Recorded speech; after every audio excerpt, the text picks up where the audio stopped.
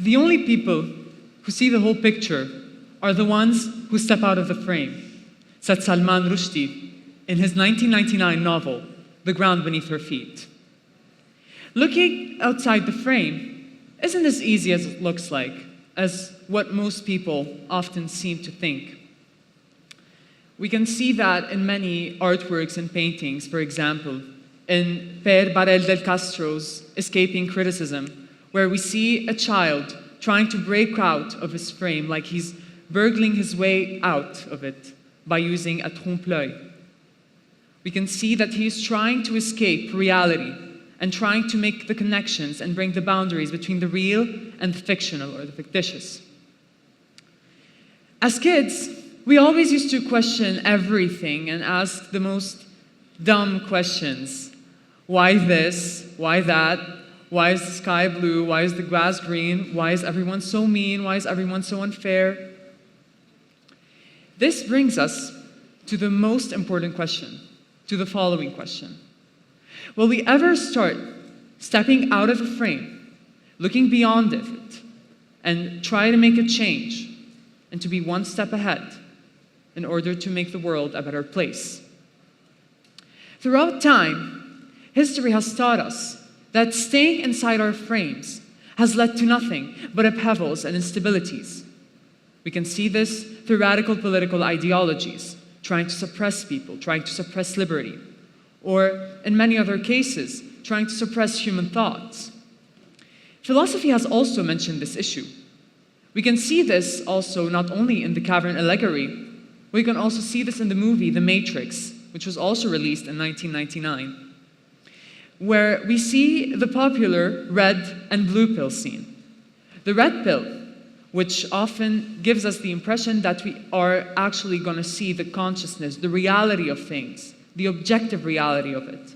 And the blue pill, which is kind of like, take the blue pill and stop asking questions.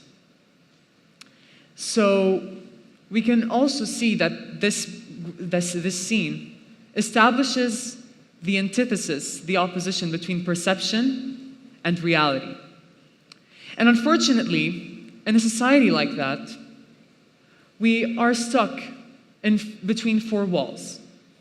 Just us, in a white room, bland room, nothing, scrolling for hours, and just watching all this huge amount of information flowing and just pass through our minds without even thinking about the context of them. We don't use a mapping approach of thinking anymore. And the saddest thing that most people don't know is that the space that exists beyond the frame isn't just empty. It's not even empty. It's full of potential narrative. It's full of emotion. It's full of things that can easily unblock our creativity if we had the courage to try and step out of it.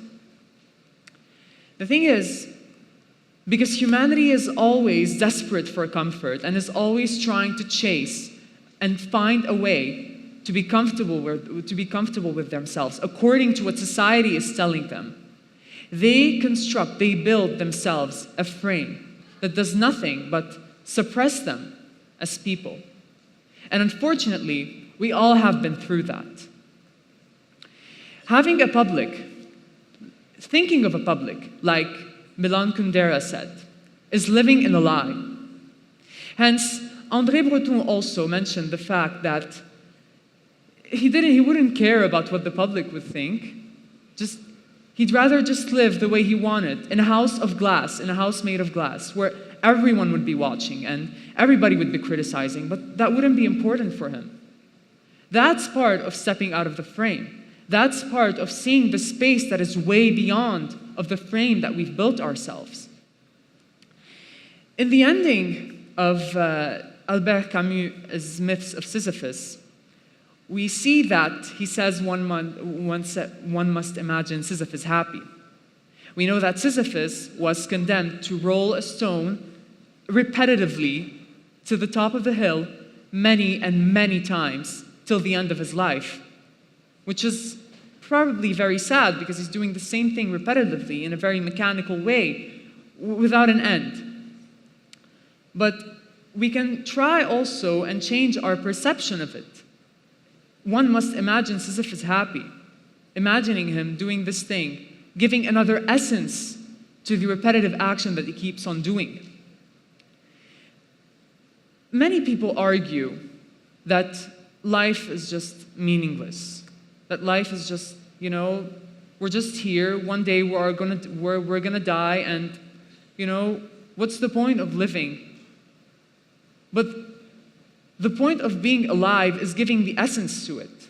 The point of being alive is giving an extension to the situation we are in.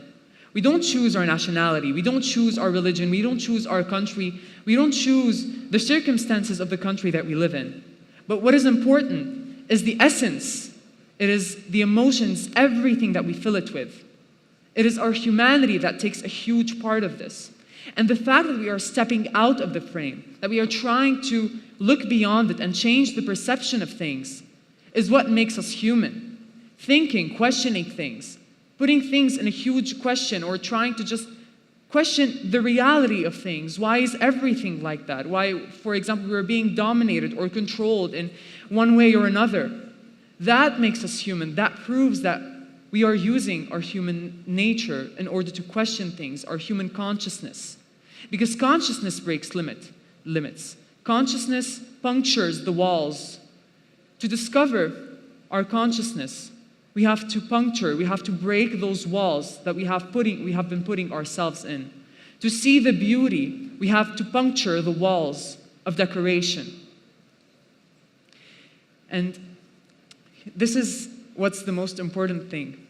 We just exist, we're just there.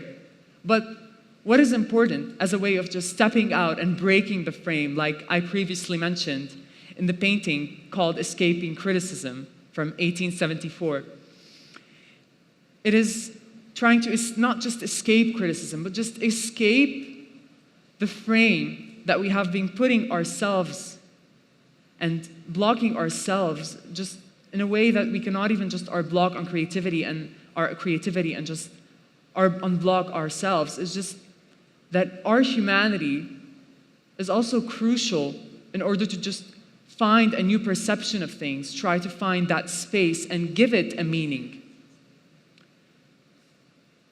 My name is Maurice Nasr, and that was my speech on the topic, Breaking the Frame.